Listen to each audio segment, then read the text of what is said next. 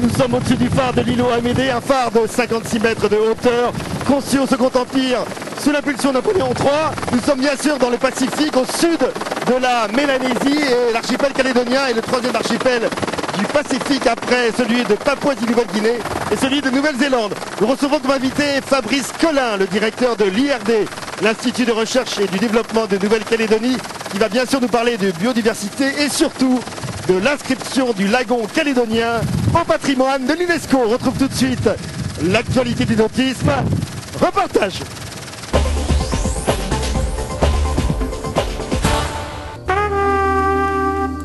Avec une diversité de poissons et d'invertébrés, de ressources halieulytiques, de mangroves et d'herbiers, le lagon néo-calédonien affirme ainsi sa nature exceptionnelle.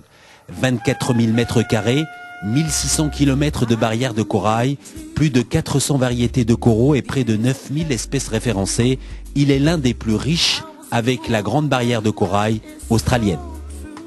Alors, pour préserver cette biodiversité, la Nouvelle-Calédonie a déposé à l'UNESCO un dossier afin de faire inscrire une partie de son lagon au patrimoine de l'humanité au même titre que le Mont Saint-Michel ou bien le château de Versailles, après 60 ans de recherche, de travaux et d'études. Comparé aux problématiques que rencontrent nos amis australiens sur le réchauffement, qui implique le blanchiment des coraux, comme on connaît, donc sujet très difficile. Ici, le milieu corallien, il est resté dans un état exceptionnel. Et de plus, ici, ce que je disais tout à l'heure, il y a un gradient de température. Quand on va du sud de la Grande Terre, l'île des Pins, jusqu'au nord, on a un changement climatique. C'est-à-dire qu'on va de conditions qui peuvent être jusqu'au tempéré, jusqu'au tropical. Et ça induit une biodiversité exceptionnelle qui n'existe pas ailleurs. Il y aurait une certaine fierté des Calédoniens à avoir leur lagon, enfin une grande partie des lagons inscrits au patrimoine mondial. C'est très soutenu politiquement.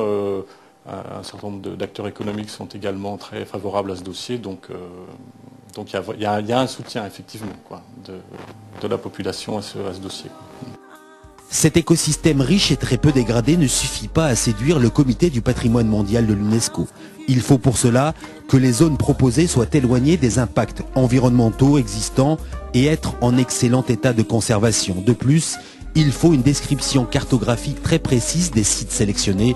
C'est pour cela que l'IRD travaille par images satellites pour réaliser les cartes des 6 sites notamment sélectionnés. Donc il fallait combler le manque de cartographie à l'échelle du territoire pour avoir une vision exhaustive, homogène, consistante, le même traitement partout sur l'ensemble des récifs du territoire. Et donc pour cela, on a utilisé des images à haute résolution de type Landsat pour en faire une première cartographie qui montre la grande structure, les grandes structures de récifs, donc les unités géomorphologiques. Pour la science, cette inscription elle est importante parce qu'elle va nous donner encore plus en fait un cadre légal dans lequel nous allons pouvoir continuer à accroître la connaissance des espèces et des écosystèmes, et en plus ça va nous relier ce que nous faisons déjà, mais encore plus à la demande locale qui est d'apporter des outils de gestion de ce milieu lagonaire.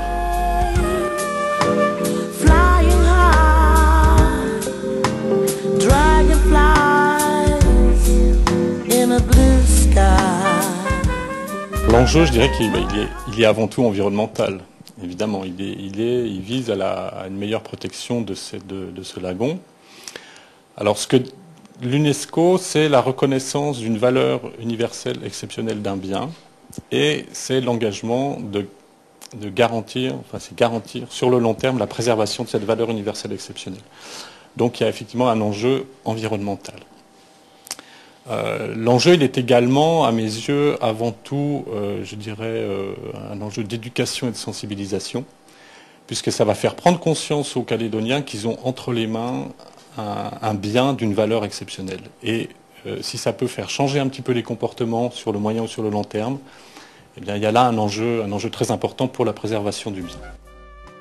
Après 18 mois d'expertise par l'Union internationale pour la conservation de la nature, une réponse sera donnée en juin 2008.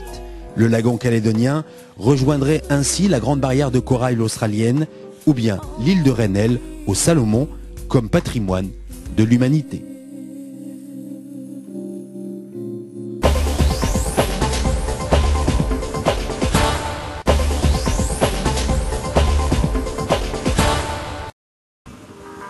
Si l'ancien aquarium de Nouméa, créé en 1956, était une référence, la nouvelle structure ouverte en août 2007 va vraisemblablement le devenir. Le rôle premier de cet aquarium des Lagons est de faire découvrir la beauté et la diversité de la vie aquatique en Nouvelle-Calédonie. D'aspect pratique et ludique, notamment pour les enfants, l'aquarium des Lagons de Nouméa se visite grâce à un circuit initiatique. On a gardé les deux points forts, donc c'était notre circuit ouvert. Nous sommes en circuit ouvert, donc nous pompons l'eau directement en mer et nous sommes en éclairage naturel. Et on présente dans les différents bacs, on recrée des récifs, des morceaux de récifs, on recrée un écosystème pour justement montrer aux gens les coraux et les poissons ensemble avec essentiellement beaucoup d'invertébrés, beaucoup de poissons et d'organismes vivants. Sur cet aquarium-ci, donc il y a un accent qui a été important, qui a été mis sur la pédagogie et sur justement l'accès aux enfants. Donc comme vous dites, le cheminement est assez simple. Hein. On part d'un point de départ, on revient à ce point de départ. L'information est présentée sous forme de panneaux au mur. Donc on a voulu simplifier l'information, rendre l'information la plus accessible possible. Et avec pour les enfants différents jeux, des quiz avec des dessins animés interactifs qu'on projette dans une salle de projection. Les scientifiques de l'aquarium des Lagons se sont évertués à recréer un univers identique à celui qui peuple leur zoo, allant des rivières, en passant par les lacs, jusqu'aux lagons et la mer profonde. En termes d'éléments majeurs, donc on a quelques centaines de poissons, d'espèces de poissons. En termes d'invertébrés, on est très riche. C'est vrai que quand on passe devant un aquarium, on va voir c'est joli. Et les gens ne voient pas au premier abord, mais il y a énormément d'espèces de coraux, d'éponges, donc plusieurs centaines d'espèces de coraux.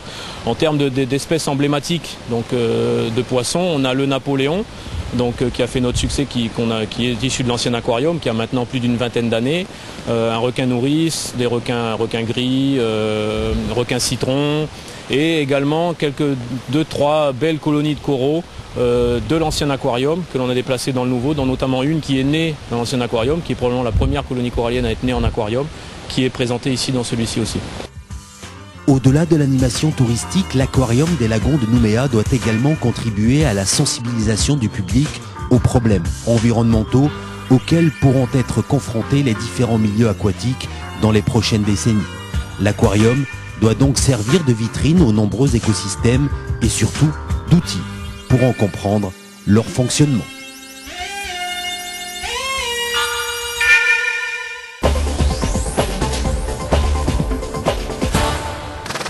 Retour avec la de fin de nautisme. Nous sommes en hélicoptère à 500 mètres au-dessus du plus grand lagon du monde. Notre pilote hélicoptère, Patrick Serpero de la société Lagonaire, nous emmène au-dessus de l'épave Ever Prosperity. Alors, le récif corallien calédonien, c'est 1600 km de long. C'est le deuxième plus long récif du monde après la grande barrière de corail en Australie. Et à l'intérieur du lagon, à l'intérieur du récif, la profondeur de l'eau peut aller jusqu'à 25-30 mètres.